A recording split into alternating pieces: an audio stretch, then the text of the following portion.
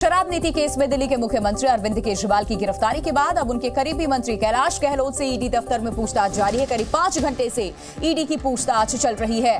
दिल्ली के मुख्यमंत्री अरविंद केजरीवाल की मुश्किलें लगातार बढ़ती चली जा रही हैं। खुद वो ईडी रिमांड पर हैं जेल में इस वक्त, लेकिन इसके अलावा आपको बता दें जो कथित शराब घोटाला है उसके जांच पड़ताल के तहत दिल्ली सरकार के मंत्री से भी ईडी की पूछताछ लगातार जारी है। कैलाश गहलोत जिनसे ईडी दफ्तर में पूछताछ जारी है, 5 घंटे से लगातार ईडी इनसे सवाल जवाब कर रही है।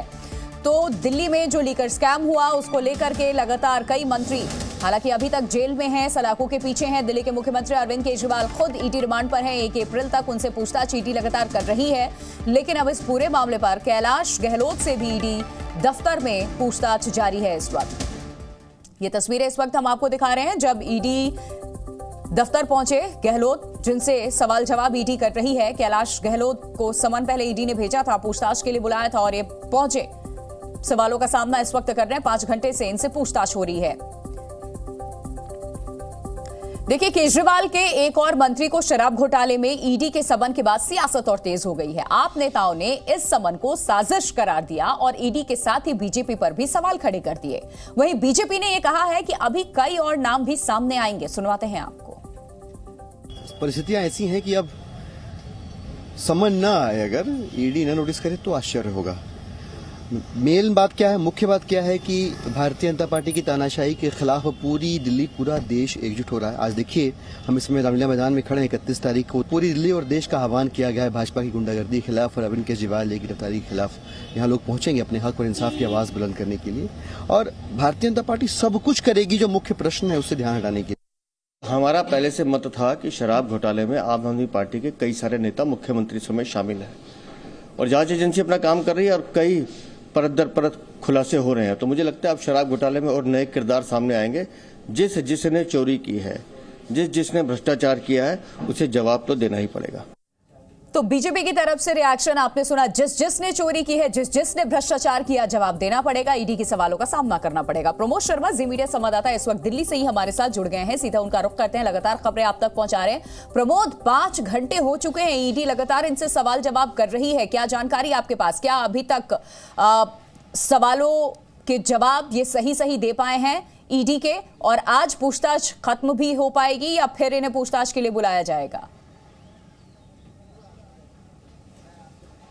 देखिए, बिल्कुल कैलाश गहलोत को पूछताछ के लिए आज 11 बजे बुलाया था और 11:30 बजे कैलाश गहलोत ईडी हेडक्वार्टर पहुंचे और तब से उनसे पूछताछ की जा रही है। दरअसल कैलाश गहलोत से पूछताछ करना इसलिए भी ईडी के लिए ज़रूरी था क्योंकि Kailash Gehlot group of ministers का हिस्सा थे जिसमें इस पूरी न्यू एक्साइज पॉलिसी को बनाया गया था, ड्राफ्ट किया गया था। हालांकि उसके बाद अचानक ड्राफ्ट पॉलिसी को चेंज कर दिया गया था।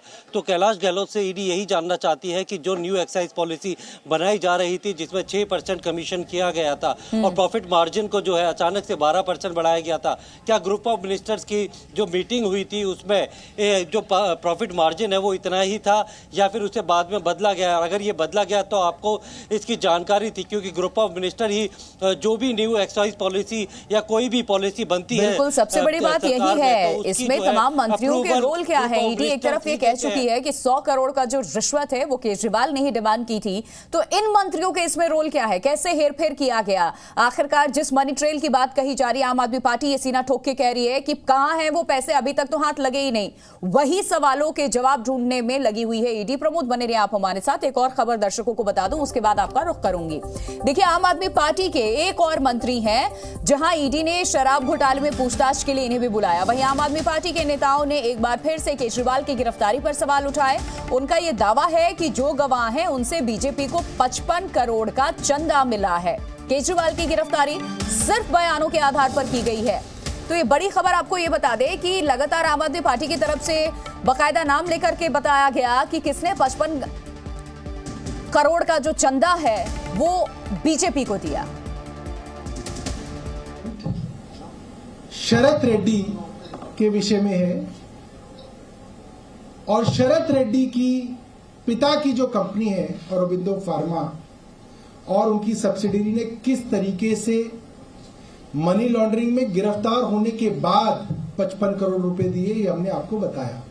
जैसा कि राउज एवेन्यू कोर्ट में अरविंद केजरीवाल जी ने बताया कि उनकी गिरफ्तारी 4 बयान के आधार पर हुई, मात्र 4 बयान, जिसमें से पहला बयान सी अरविंद का, जो तब सचिव थे, सेक्रेटरी थे मनीष सिसोदिया जी के, जिनका बयान मात्र इतना है कि उनको सीएम रेजिडेंस में एक्साइज पॉलिसी से जुड़े हुए कुछ कागज पकड़ाए गए।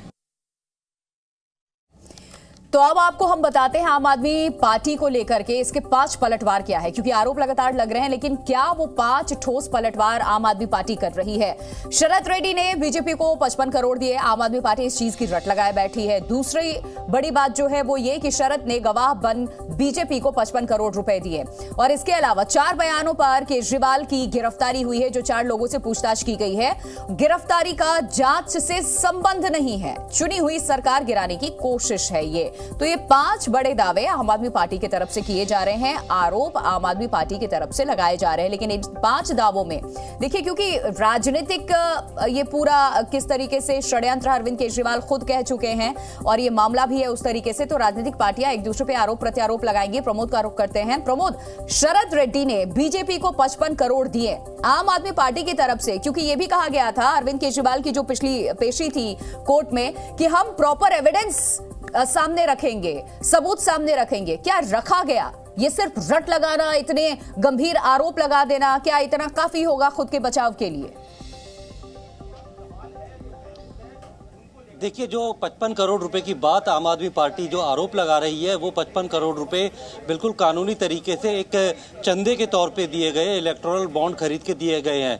बिल्कुल बैंक में जो 55 करोड़ के वो खरीदे गए, कहीं पे भी शरद रेड्डी या फिर उनके परिवार वालों ने एक्सटॉर्शन के किसी तरीके के आरोप नहीं लगाए कि उनके ऊपर दबाव डाल के ये पैसा जो है उनसे वसूला गया है। सिर्फ शरद रेड्डी नहीं, हालांकि कितनी सारी कंपनी है, हजारों करोड़ का चंदा जो है हर राजनीतिक दल को दिया गया है। अब सिर्फ अपने डिफेंस के लिए इस तरीके के अटैक करना, वो आम आदमी पार्टी जो है वो एक परसेप्शन जो लोगों के बीच ये बनाना चाहती है कि जानबूझ के पैसे लेकर अरविंद केजरीवाल के खिलाफ जो है वो गवाही दी गई है, जबकि ये समझना जरूरी होगा क्योंकि जो 4 अप्रूवर बने हैं यानी सरकारी गवाह, उसकी कानूनी प्रक्रिया होती है, कोर्ट से परमिशन ली जाती है, और जो आदमी अप्रूवर बनता है वो मजिस्ट्रेट के सामने अकेले बैठ के बिल्कुल वो गवाही देता है। आरोप लगा देना, आप जो दलील सामने रख रहे हैं, साक्ष्य क्या है, सबूत कहाँ है, वो एविडेंस कहाँ है, वो पेपर कहाँ है?